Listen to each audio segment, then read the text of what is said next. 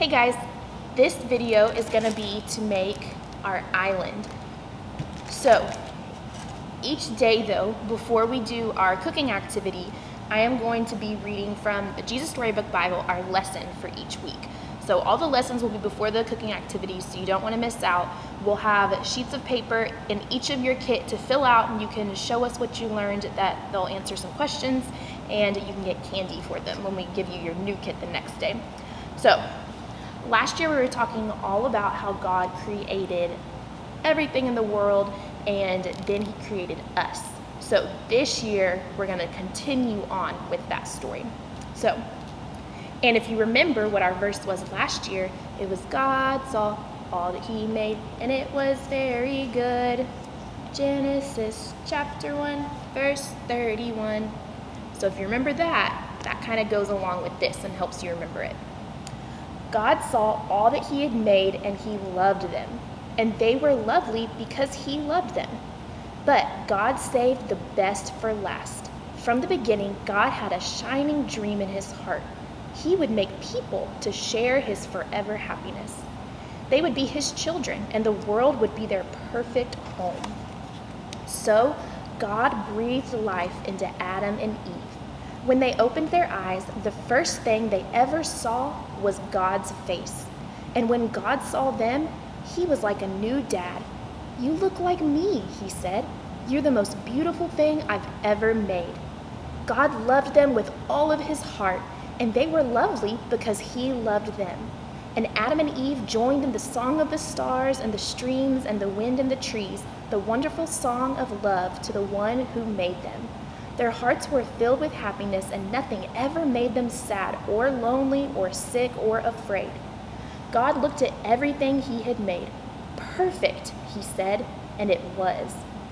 But all the stars and the mountains and oceans and galaxies and everything were nothing compared to how much God loved his children. He would move heaven and earth to be near them, always. Whatever happened, whatever it cost him, he would always love them. And so it was that the wonderful love story began. So that's it for today, but tomorrow we'll continue on with that. So now we are gonna make our island. First thing is, we can get all of it out so that you have kind of like a trash bag.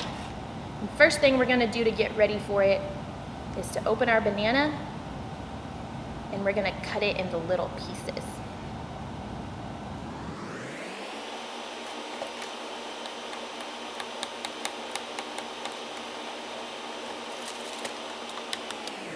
All right, you probably won't need this many, but you can just eat the extra.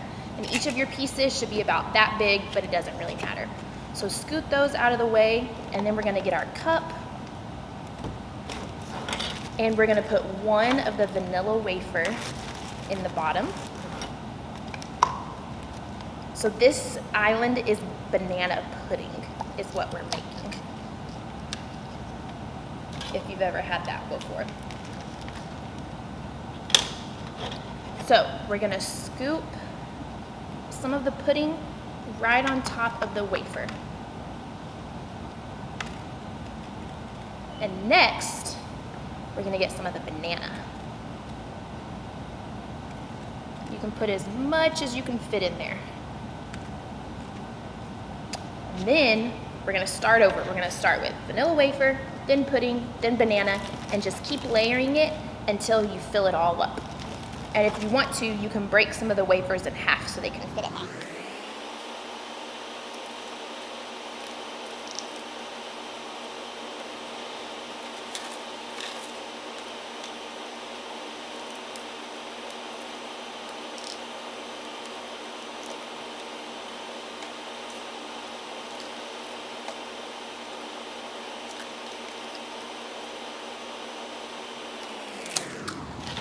All right, and at the very end, make sure you have one vanilla wafer left to stick it right there, right in the middle.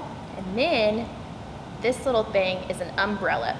So you need to take the top rubber band, you can slide it off, and then be gentle with it so it doesn't break. And then you'll use this little rubber band that's all around it. You'll push it up and it'll make it open and stay up. And then you gotta find a kind of a spot. There you go. You gotta find a spot where there's not a vanilla wafer. And then you have your island. So we made banana pudding island because if you've watched the skit video, you've seen that the sailors, they saw this beautiful, most perfect island. And then also, I think it's the best when you let it sit in the fridge for a little bit. I know you probably want to eat it now, but I would suggest letting it sit in the fridge, get cool, and then it is super yummy.